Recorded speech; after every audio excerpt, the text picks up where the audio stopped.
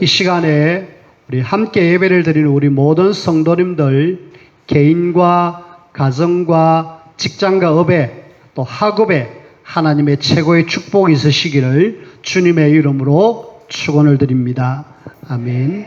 주는 그리스도시요 살아계신 하나님의 아들이십니다. 아멘.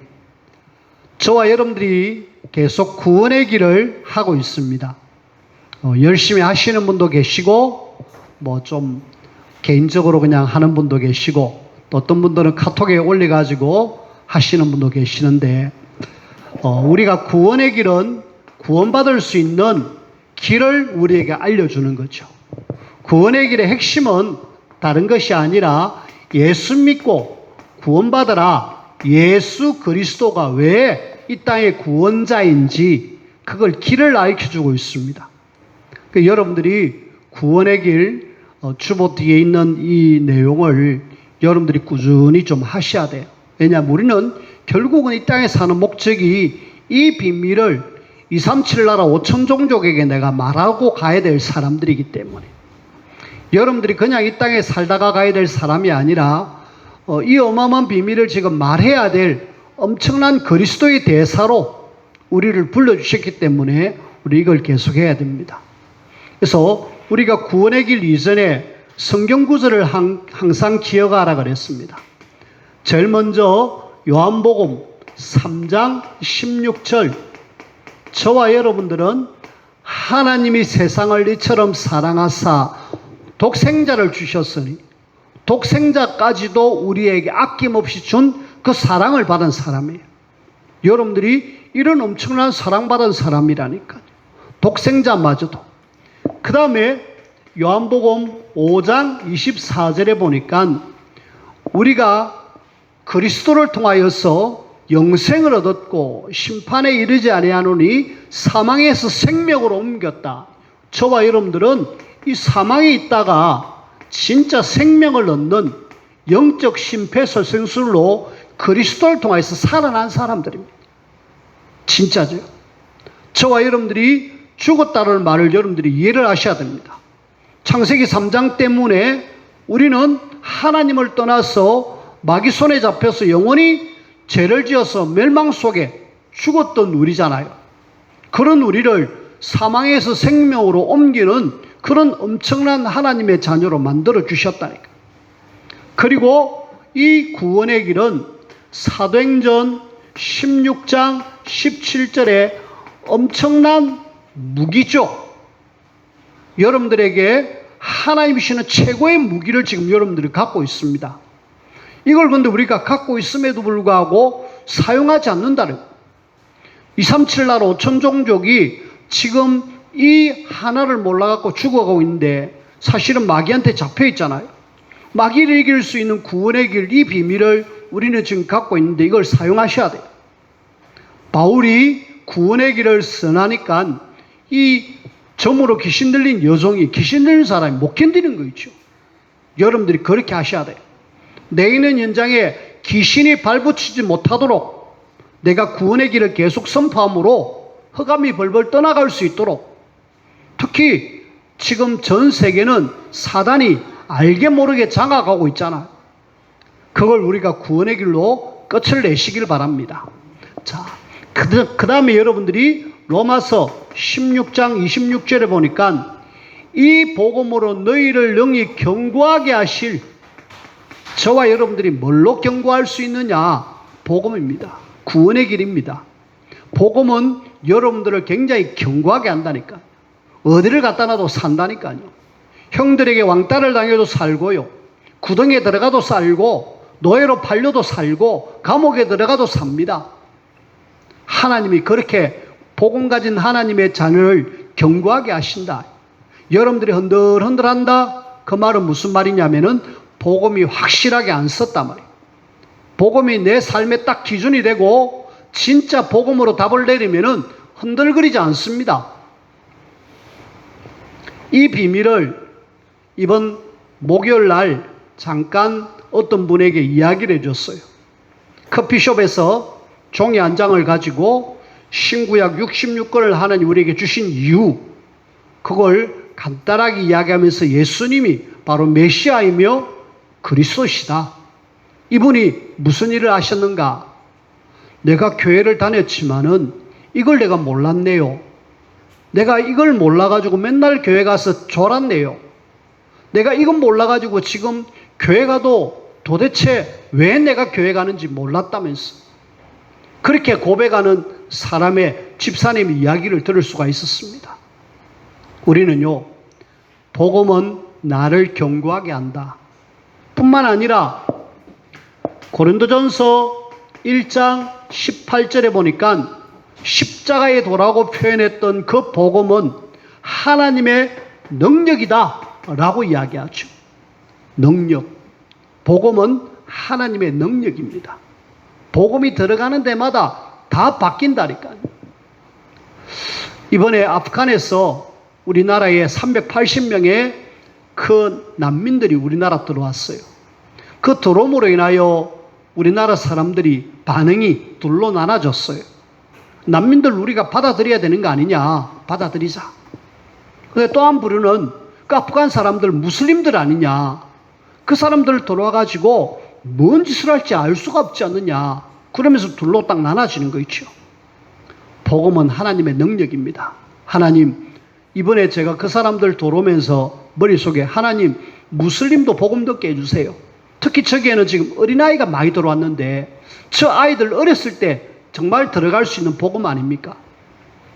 그 중에 한 100명 이상이 어린아이라고 제가 들었습니다. 우리는요, 하나님의 능력인 이 복음이 무슬림도 바꾸고요. 그 다음에 세상의 모든 걸 다 바꿀 수 있는 능력이 바로 복음입니다. 어제 김동길 선교사님이 우리나라에 일이 있어서 들어오셨다고 저하고 전화를 했습니다. 이분의 사역이 무슬림 쪽으로 사역을 참 많이 하셔요. 특히 아프리카에는 그 복음 모르니까 무슬림 쪽으로 많이 휩쓸리는 사람들 많거든요.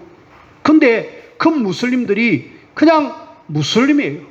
복음 제대로 딱 전하고 들으니까 사람들이 바뀌는 거 있죠.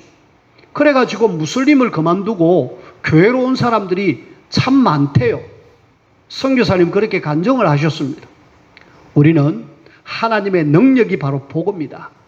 이 능력의 복음을 여러분들이 날마다 나의 것으로 누려서 나를 통하여서 이 놀라운 복음의 능력이 계속 우리 현장 속에, 여러분들의 현장 속에 증거되기를 주님의 이름으로 축원을 드립니다. 뿐만 아니라 고린도전서 9장 14절에 보니까 진짜 이 땅에 사는 길은 딱 하나밖에 없어요. 복음. 복음으로 살리라. 우리가 뭘로 살 수 있습니까? 밥 먹고 잠자고? 아니요. 복음만이 유일하게 사는 길이에요. 고린도후서 10장 4절에 보니까 견고한 진이라고 표현했던 그 견고한 진도 무너뜨려진다.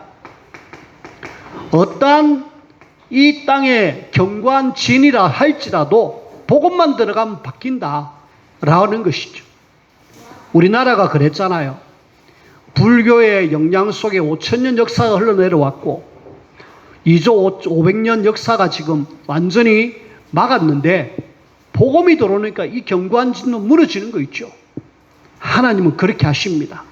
그리고 이사야 60장 1절에서 9절 하나님은 모든 축복을 복음 속에 다 담겨두었습니다. 하나님의 종합 선물 세달할 정도로 하나님은 이 일어나 빛을 발하는 거기에 모든 걸 다 담아놨어요. 예수 그리스도, 저와 여러분들이 늘 듣고 알고 있는 이 복음의 비밀을 여러분들은 계속 성경 구절을 생각하면서 그리시기를 바라고, 이제 그리는 걸로 만족하지 마시고 내 현장에 이 비밀만 제대로 들으면은 많은 사람들이 살아난다. 그렇게 여러분들이 아시고 사람 살리는 전도자로 저와 여러분들이 세워지고 쓰임받기를 주님의 이름으로 부탁을 드립니다. 그런 속에 이런 복음을 가진 우리를, 이런 어마어마한 복음인데 이걸 사단은 계속 복음을 놓치게 만들죠. 이스라엘이, 그 성경 속의 이스라엘이 안타깝게도 사단의 전략에 딱 말려 들어가가지고 가장 중요한 복음을 놓쳤다 아닙니까? 그러니까 계속 노예, 전쟁, 포로, 속국으로 굉장히 어려움을 당하는 거 아닙니까? 우리 이걸 보면서 진짜 사단은 요것만 놓치면 되는구나. 특히 우리가 이걸 하고 있기 때문에 사단은 여러분들만 무너뜨리면 돼요. 기존의 교회는 일단은 막 어떻게든 나눠고 오직 복음하는 여러분들만 어쨌든 무너뜨리면 돼요. 그래서 여러분들을 자꾸 공격하는 거예요. 우리는 사단이 계속 나를 죽을 때까지 공격한다. 넘어뜨리려고 애를 쓴다. 거기에 안 넘어지는 이 그리스도인의 삶이 되셔야 돼요. 우리의 삶이 지금 하나님의 어마어마한 축복을 받았기 때문에 사단에 의해서 막 이렇게 넘어지는 우리가 아니라 진짜 하나님의 자녀다운 삶을 살아서 이 땅에 하나님의 나라 이루다가 우리가 주님 앞에 가야 돼요. 그래서 사단은 계속 하나님의 자녀를 실패하는 삶으로 만든다. 그러면은 사단은 어떻게 실패하게 만듭니까? 여러분들이 12가지 전략을 가지고 하나님의 자녀를 실패하는데 이거는 사실은 불신자 상태입니다. 불신자가 사단을 완전히 장악한 상태인데 구원받은 우리도 여기에 딱 어떻게 매여가지고 계속 여기서 허덕이다가 실패하는 삶을 살기를 원하는 거 있죠. 잘 보세요. 12가지 중에 먼저 3가지, 창세기 3장, 6장, 11장. 여러분들이 누누이 들었던 이것이 사단의 전략인 걸 여러분들이 아셔야 돼요. 사단은요, 하나님 자녀로 구원받아 놓고도 항상 하나님 말고 나 중심으로 살아라. 하나님 필요 없다. 네가 열심히 해야지. 하면 된다. 할 수 있다. 그러면서 계속 우리 중심으로 살기를 원해요. 근데 많은 하나님의 자녀들을 잘 보니까 진짜 하나님 중심이 아니고 내가 해야 된다. 내가 살아야 된다. 내가라는 부분을 굉장히 강조하는 거예요. 사단은 계속 이걸 강조해서 하나님 모르도록 자꾸 이렇게 우리를 끌고 가고 있는 거 있죠. 그리고 진짜 구원받아 놓고도 창세기 6장에 물질, 쾌락 이쪽으로 하나님의 사람들을 끌고 갑니다. 사도행전 창세기 6장에 노아 시대에 하나님의 사람들이 끌려갔잖아요. 세상의 즐거움으로 끌려갔고 세상의 딸들을 보면서 거기에 결혼하고 그쪽으로 끌려갔잖아요. 그리고 뭐합니까? 시대를 완전히 네피림 시대로 만들어서 홍수로 완전히 멸망할 정도로 그 시대를 만들어버렸습니다. 거기 하나님 자녀가 없었습니까? 있었다니까요. 하나님의 자녀가 결국은 이쪽으로 빠지니까 결국 그 시대는 살아남을 수가 없죠.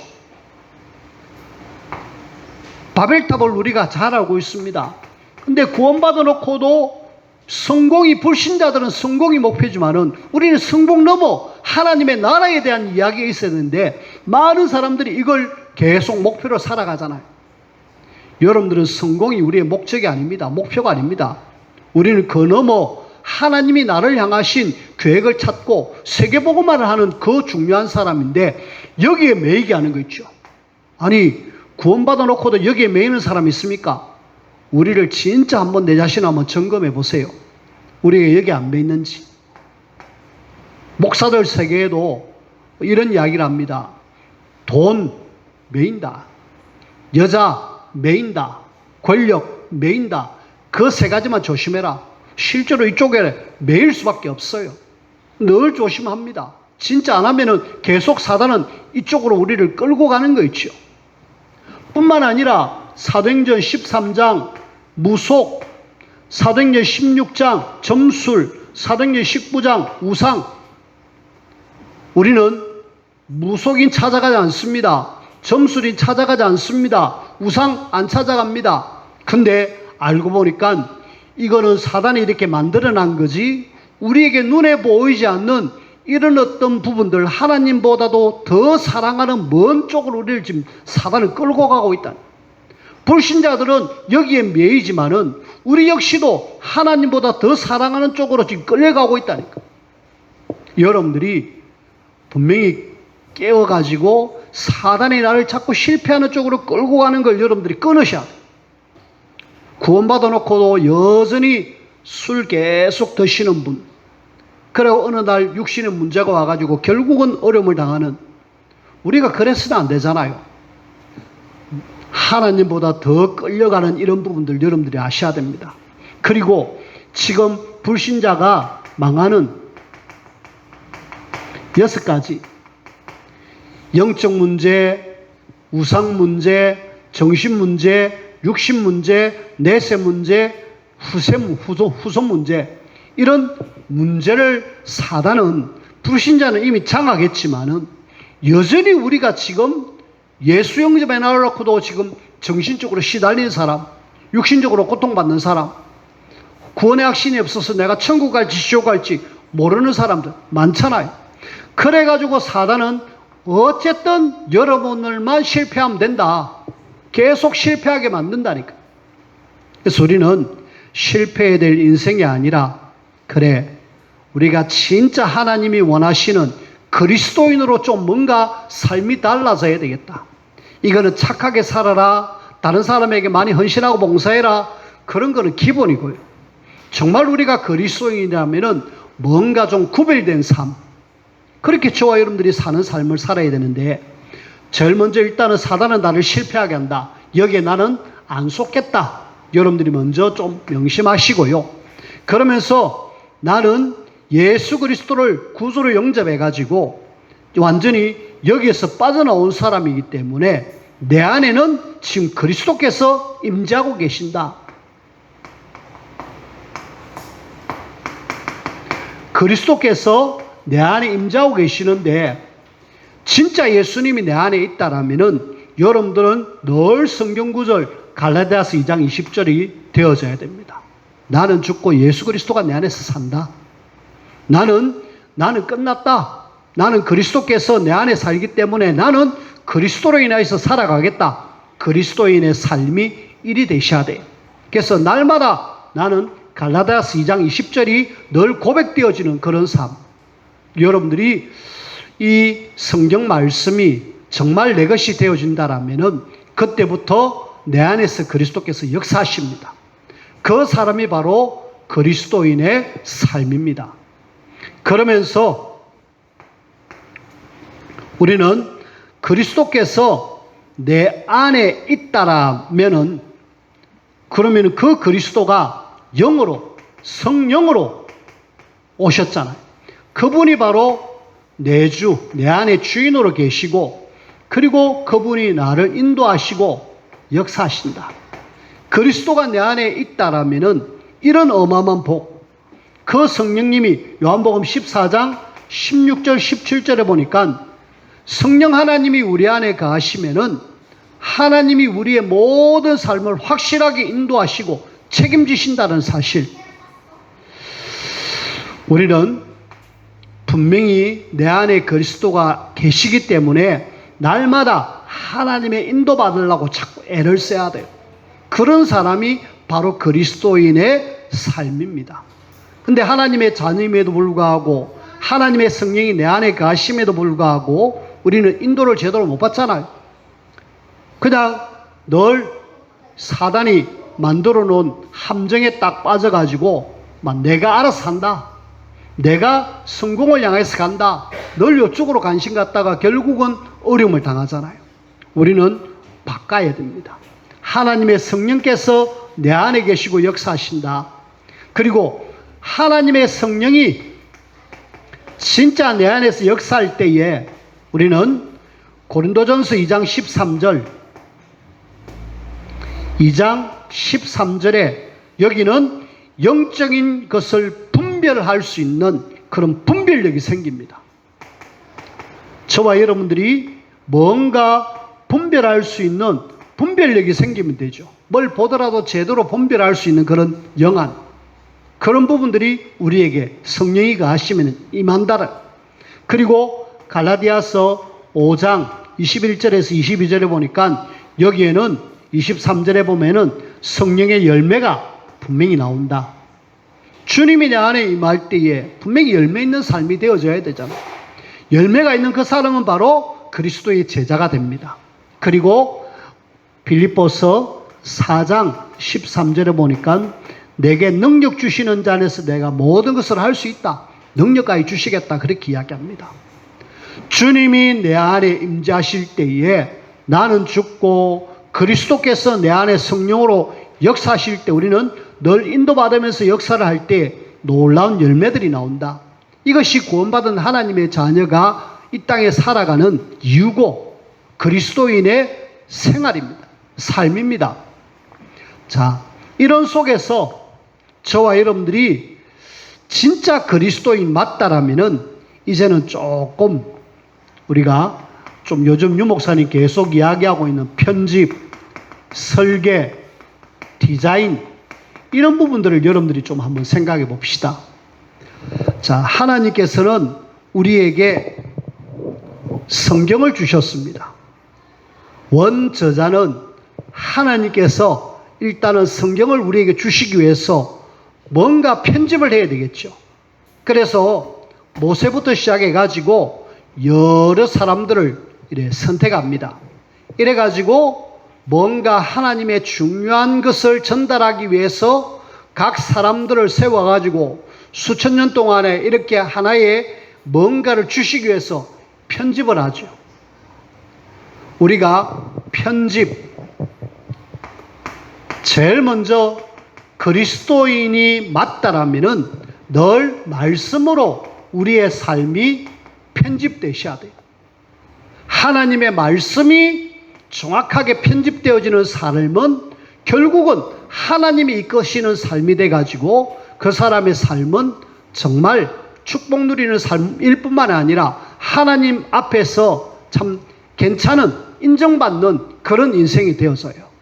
그래서 성경의 사람들 보면은 싹 다 말씀에 붙들린 사람이잖아요.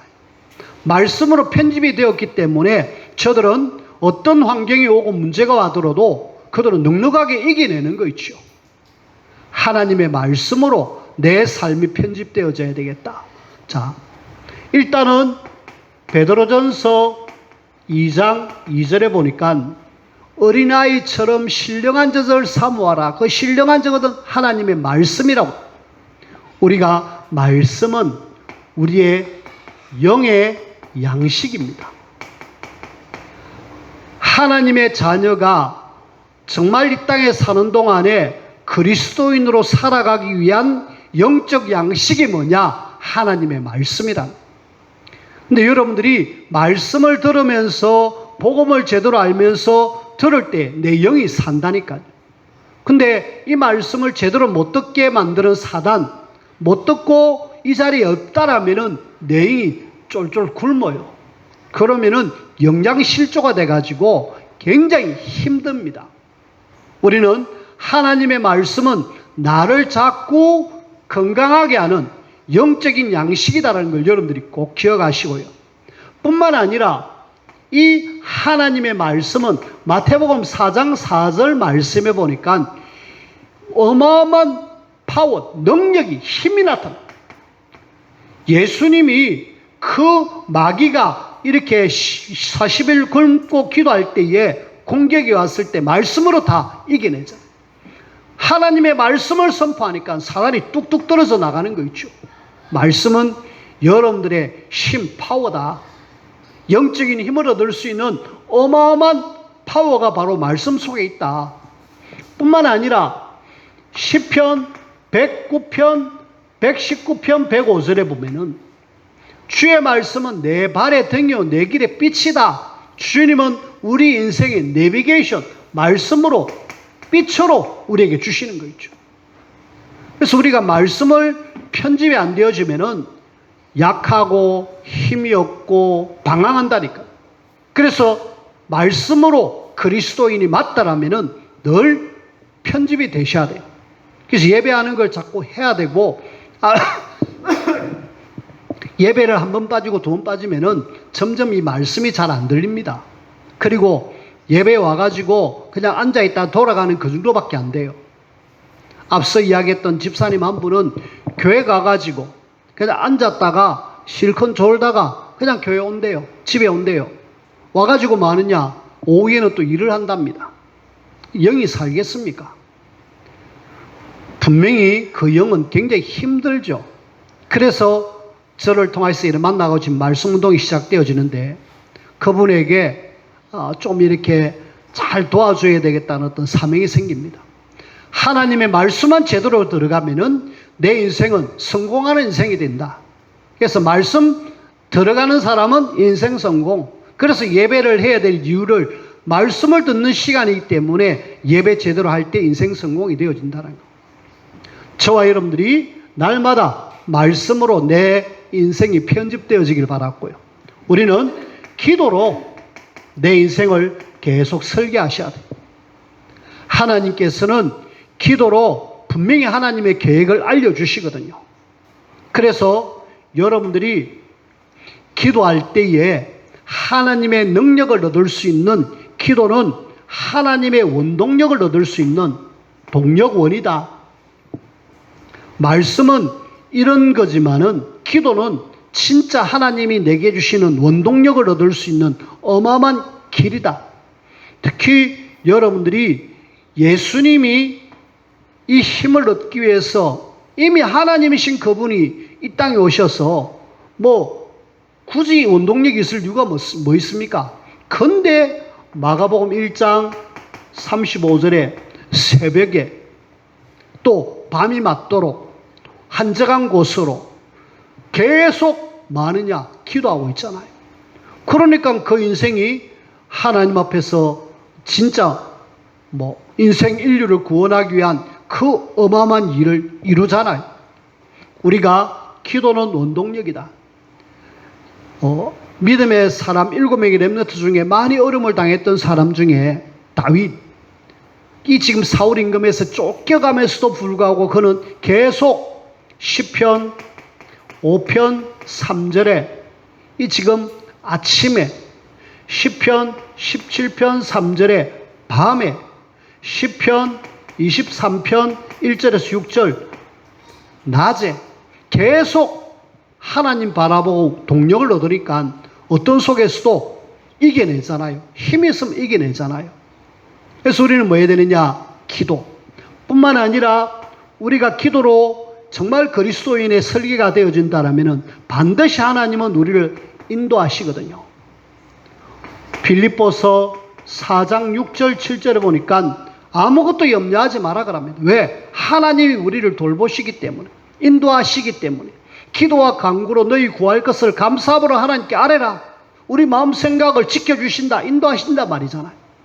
우리는 기도로 그리스도인이 맞다라면 말씀 기도, 그리고 저와 여러분들은 날마다 전도로 내 삶을 디자인해라. 우리의 인생은 결국은 이 땅에 나의 삶의 목표는 하나님의 나라입니다.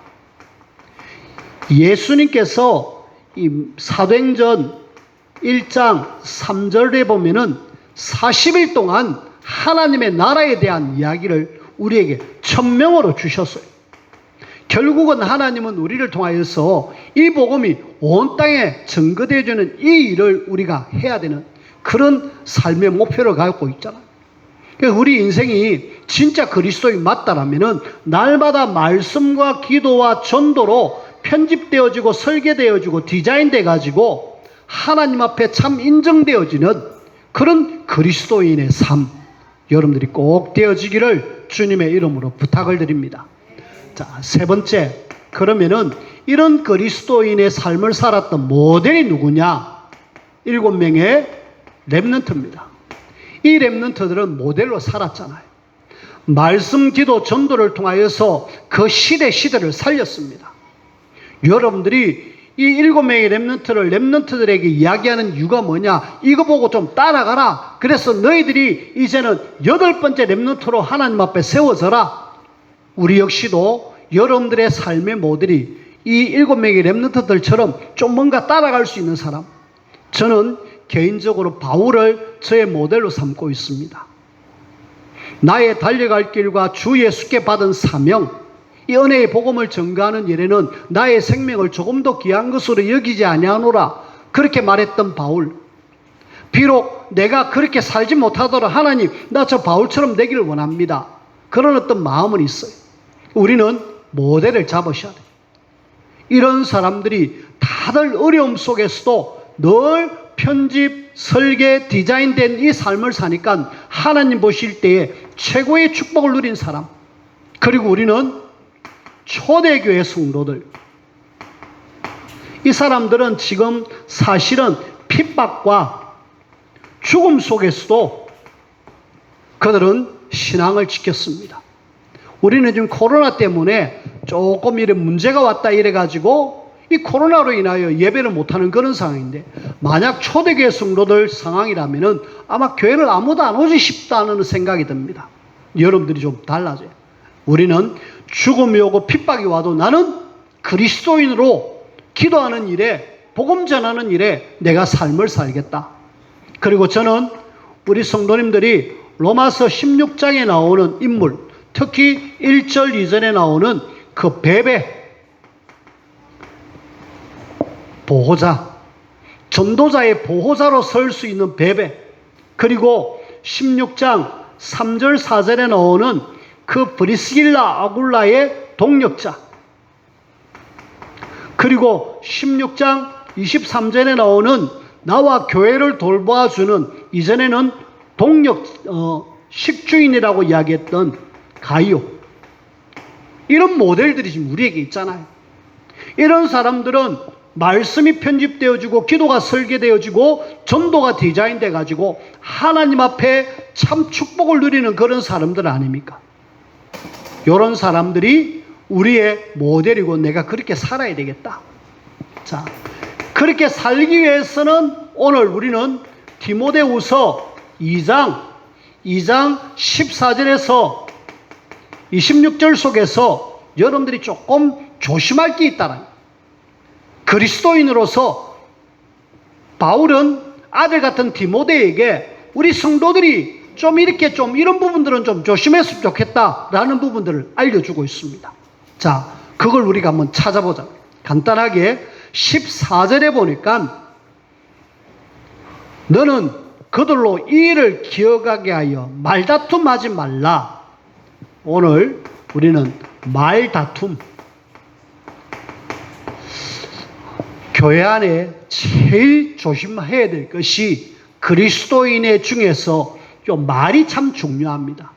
말이 잘못돼 가지고 다툼이 일어나고 분쟁이 일어나고 파벌이 나눠지잖아요. 네 편, 내 편. 아무것도 아닌 말다툼, 이것이 결국은 교회를 무너뜨리는 그런 일을 한다니까. 뿐만 아니라 15절에 보니까 너는 진리의 말씀을 옳게 분별하며 부끄러울 것이 없는 일꾼으로, 하나님의 말씀을 제대로 잘 분별해서 부끄럽지 않도록 그렇게 우리가 살기를 원하고요. 그 다음에 16절 말씀에 보니까 망령되고 헛된 말을 버리라. 이 지금 말에 대한 이야기라는데, 망령되고 헛된 말, 결국 쓸데없는 말 하지 마라. 씨알데기 없는 그런 말 하지 마라. 그런 말을 하는 사람 중에 후메네오와 빌레도도 있다. 이런 사람들은 이상한 진리를 가르쳐가지고 사람들의 믿음을 무너뜨린다. 18절에 그렇게 이야기하잖아요. 뿐만 아니라 19절에 보니까 구원받은 하나님의 자녀로 부르시는 자마다 불의해서 떠날지어다. 불의한 일을 하지 말라라는 거예요. 그리고 20절에 보니까 각 사람마다 지금 나름 이 지금 그릇의 크기가 있다는 거예요. 금그릇, 은그릇, 질그릇, 나무그릇 이렇게 이야기해요. 거기에 그릇에 큰 것이 있지만은 중요한 것은 21절에 보니까 깨끗하게 하면 귀 쓰는 그릇, 우리가 금이든 은이든 깨끗하게 귀 쓰는 그릇을 우리가 좀 준비되라, 그렇게 이야기하고 있습니다. 그리고 뿐만 아니라 22절에 보니까 너는 청년의 정욕을 피해라. 정욕을 피해라. 깨끗한 마음으로 부르는 자들과 함께 의와 믿음과 사랑과 화평을 따르라. 정욕을 버리라. 지금 그리스도인의 삶에 아주 근본에 대한 이야기를 했으며 우리가 살아가는데 바울은 디모데에게 이런 부분도 이런 일 이루는 일에 방해되니까 조심해라고 좀 알려주는 거 있죠. 그리고 23절에 보니까 어리석고 무식한 변론하지 마라. 괜히 변론해갖고 사람하고 다툴 게 뭐 있느냐라고 이야기. 뿐만 아니라 24절부터 26절까지는 주의 종에게 하는 디모데에게 하는 이야기입니다. 우리 같이 적용해야 돼요. 마땅히 다투지 아니하고 다투지 마라. 모든 사람에 대하여 온유하며 가르치기를 잘하고 참아라. 그러면서 26절 끝에 결론적으로 그들로 깨어 마귀의 올무에서 벗어나 하나님께 사로잡힌 바 되어 그 뜻을 따르게 하실까 함이라. 모두가 뭐다? 마귀의 올무다. 마귀는 여러분들을 올무로 딱 치러놓고 거기에 걸려서 하나님이 원하시는 하나님의 나라 이거 못하도록 막고 있다. 그렇게 그리스도인이 살아서는 안 된다는 걸 결론으로 이야기해 주고 있잖아요. 여러분들이 마귀의 올무에 걸려서 넘어지는 우리가 아니라 모델처럼 진짜 하나님의 말씀으로 편집되어지고 기도로 설계되어지고 전도로 디자인돼가지고 내 안에 계신 하나님의 성령께서 날마다 역사하실 수 있는 사람이 바로 그리스도인의 삶입니다. 오늘 이런 그리스도인의 삶이 되어지기를 주님의 이름으로 축원을 드립니다. 기도합시다. 하나님, 우리가 이 땅에 사는 동안에 어떻게 살아야 될지 다시 한번 그리스도인의 삶에 대한 부분을 말씀을 통해서 보았습니다. 하나님 앞에 부끄럽지 아니하는 참 기쓰는 그릇되게 하여 주시고, 그래서 하나님이 우리를 향하신 하나님의 나라 이름에 가장 귀하게 쓰임받는 우리 모두가 되게 축복하여 주옵소서. 예수님 이름으로 기도하옵나이다. 아멘.